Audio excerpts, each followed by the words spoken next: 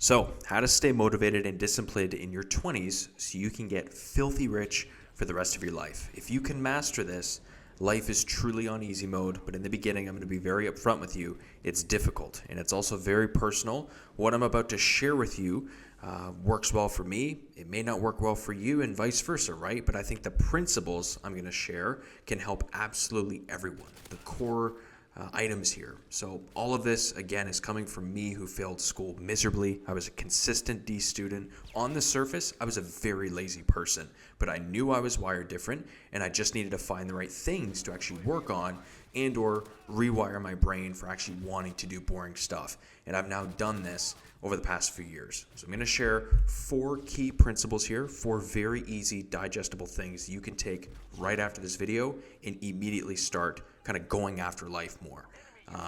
First off, I'm going to give you the quick hit and take this almost as a drug. It's not, I wouldn't use it long term personally. I don't use it very often anymore. It's probably not the healthiest, but it does genuinely work like a damn charm.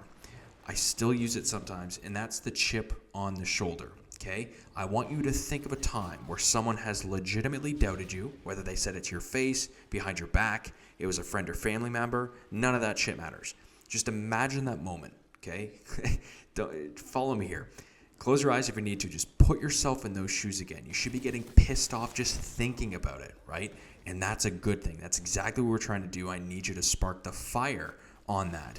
And I want to really quickly reel it back in with a story. For me, believe it or not, that was my dad. And trust me, him and I are now on incredible terms. We have been for a very long time. But growing up in my teens, it was bad, like really bad. So much so that to a point, he even took me to a psychologist twice because I never followed rules. I didn't listen to him.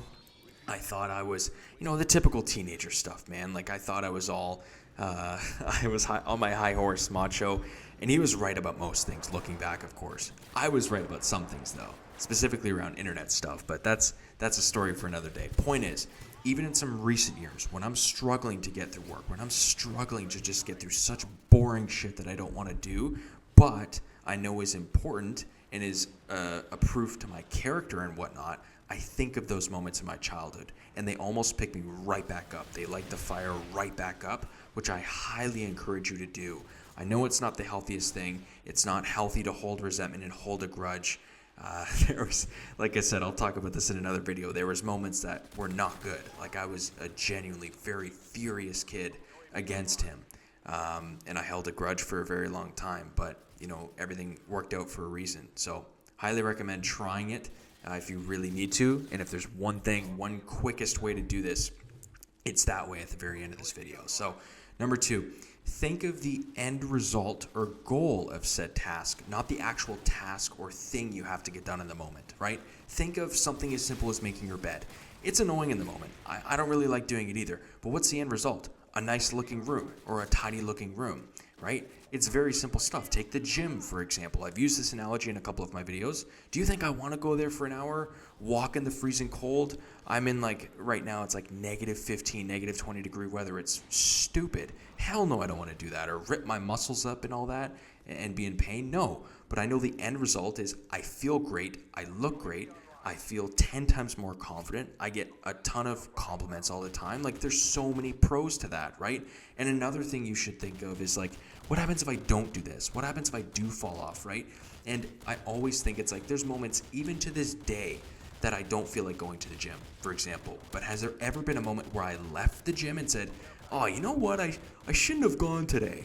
Fuck no. There's never been, literally, I was talking to someone about this a couple weeks back where it's sorry, look at this. This is a choked nuke. My Xbox completely frozen me. I was so pissed off at this. So I've got some other gameplay loading up here. But anyways, I was thinking about this. Every time that I didn't want to go to the gym, but then I did and I walked out of there, I felt so happy. I felt incredible. There's never been a time where it's you do the thing that you've been putting off for so long and you're oh, I shouldn't have done that thing. Of course you should have. And of course you feel good doing it, right? That's perfect. That's a win. You should feel good about that. Another that I just want to, think on is investing. It's damn, I have to invest $300,000 to have for my future, but it's when you reframe it as, yes, if you invest $300,000 into a boring S&P 500 index fund, that could very well be worth millions in a few decades. And that way is way more easier to stay disciplined with my investing of like, it's a couple $100,000 now, but it's literally going to be worth a couple million in a couple of years. So I should just keep this thing going, right? And then it's a double whammy because that's momentum. My entire fucking life runs on momentum. It's like caffeine. I just want more. When I get one task done, I say, well, that wasn't so bad, and I just want more, right?